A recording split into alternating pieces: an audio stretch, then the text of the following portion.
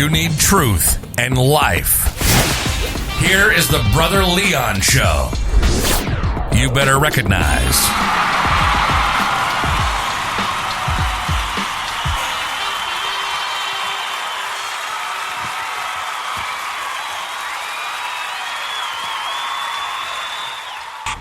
What's going on, listeners? This is your boy, Brother Leon, and you are tuning into another episode of the Brother Leon Show. So today, guys, I just want you to understand and know that it is hot in these summer streets, and that's the God knows truth. But the one thing that I want you to understand is this, is that it's the season. We're in the hot season. We're in the season of crazy-ass motherfuckers lighting off fireworks from July 3rd, from 8:30 in the morning till Columbus Day, 11 p.m. this year. And it's crazy, man. I never thought, my God, you take the fun out of fireworks. How? I'm serious. I mean, man, they must be going to the store and buying one and getting 20 for free. Seriously. So that's just my little rant right there. But I want to give you a Work Truck Chronicle, because the one thing I just posted on Facebook is thirst and therapy. Because the one thing that I want you to see is this, is that you could be thirsty with certain issues. Trauma comes, it happens to people, and you're put in a position where you're thirsty. You're thirsty for healing. You're thirsty for attention. You're thirsty for affection. And so a lot of times, man, you know, these thirst traps get on social media. We put ourselves in a thirst trap, you know, just to see what happens. But at the end of the day, you have to ask yourself, why the thirst? Because the one thing that I love about Jesus said, you know, that he has water that you can freely drink of that will quench your thirst. And I'm just paraphrasing scripture. That's what Jesus said. But the one thing that I realize is this, is that a lot of people don't prescribe or subscribe to biblical principles when it comes to healing, or even biblical principles at all. Because the one thing that I'm really starting to notice as I broaden my horizons is that my audience is not going to be primarily Christian. So I have to come in a way whereas it's inclusive for everyone. And that's the goal right now. The goal is to create a platform that is inclusive, not just Christian views, even though I, subscribe to Christianity. But the one thing that I want you to understand is that you can have a successful life without being a Christian. And I've said it before.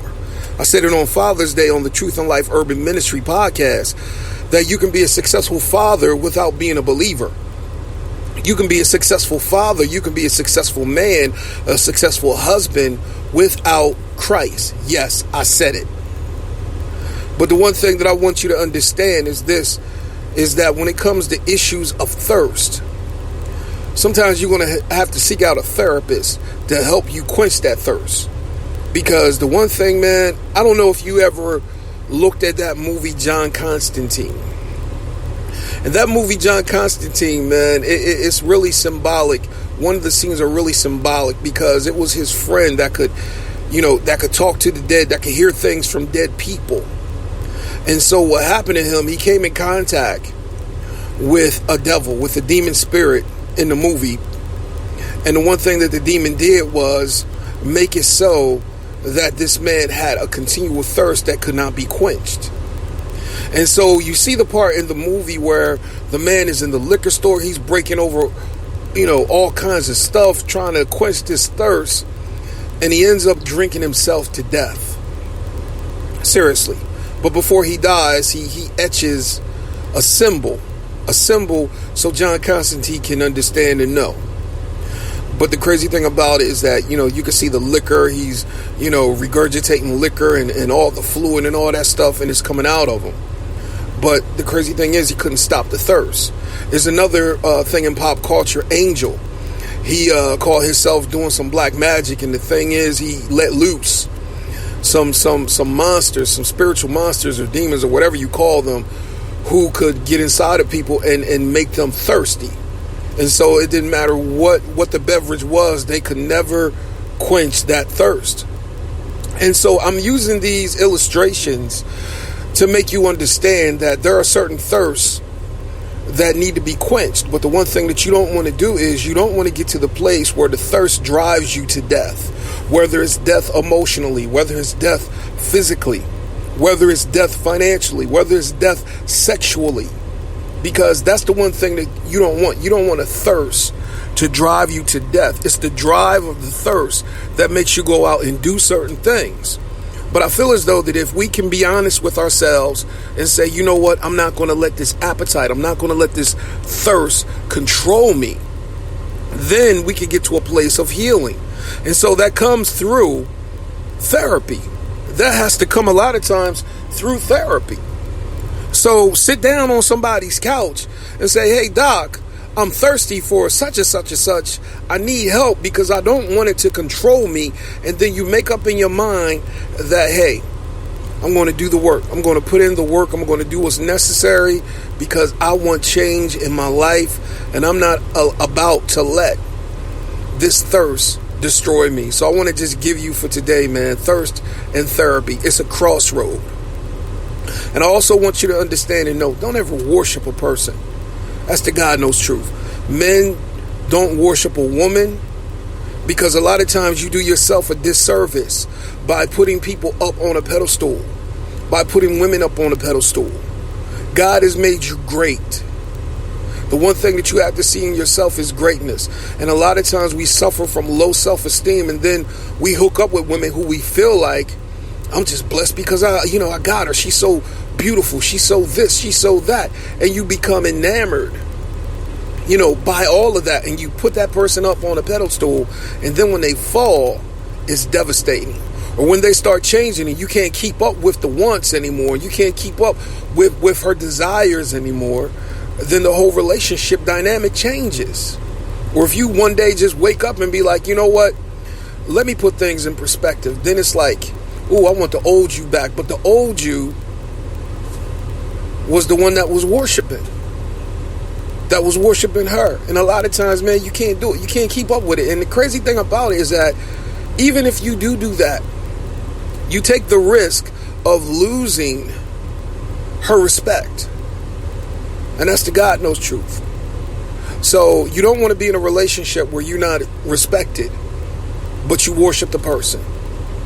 And so you have to ask yourself, what happens when they fall? So ladies, I'm going to say the same thing. What happens when that man falls? What happens, when you put him so high up that all of a sudden now he comes crashing to the ground?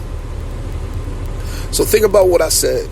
Don't allow self-esteem to control you. Don't allow thirst to control you. And make sure in your mind that you don't let sex blind you. That's the God knows truth. So, hey, I'm Brother Leon. I just want to announce I'm doing a clubhouse with some phenomenal guests. It's going to be bad. We're going to talk about sex. We're going to talk about the taboos of sex in light of Christianity, in light of relationships, because it's a whole lot of things that we are hearing today. So my question is okay, how do we navigate? Who controls the narrative of sex? How have we lost the narrative of what sex is supposed to be? Because now it's like, yo, you bust a nut, that makes you responsible men to pay for a woman's bills, all of her bills. So you're going to have to start looking up some words like cuckold and some other words. So I want you to understand, man, this is not me trying to tell you to hate on women. No, I want you to be smart. And the other word that I'm looking at the word is called hypergamy. So these are the words that we have to look at: cuckold and hypergamy. These are words that you as men need to learn the definition. And I will go back and I'm going to do an episode on the words and definitions that we as men need to understand if we're going to be dealing with women. Because the crazy thing is that it has to be an equal playing field. We always talk about, what you bring to the table. But let me ask you this. Are we bringing to the table partnership? If that's not even in the equation, leave the fucking table. Because the crazy thing about it is that you as a man are expected to do everything. What happens if you get sick? Is she going to be there for you? What happens all of a sudden if you lose your job and your income is gone? Is she going to be there for you, or is she going to look for another? So these are the things that we got to look at. Same thing with women. You know what I mean? If you have his babies, is he going to up and leave you because now you ain't got the shape no more? Seriously. Them babies start growing. Now all of a sudden now y'all having sex in the closet. You got to think about these things. So, the one thing that I don't want you to do is fall in love with seasons. Fall in love with people. Allow people to love you. Make sure that they're pouring into you and you are pouring into them. Make sure that the exchange is an exchange. And a lot of times we want equal, we want this, we want that. But I'm going to tell you, sometimes you ain't going to get that. So, the one thing that I want you to understand is know what you're working with. Fall in love with reality, not the imagination, not the potential. But know this, man. Don't allow the thirst to put you in a place where it kills you. Go to therapy.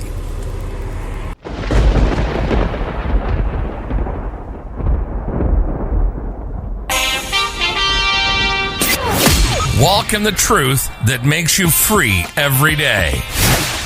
Follow Brother Leon on all social media outlets.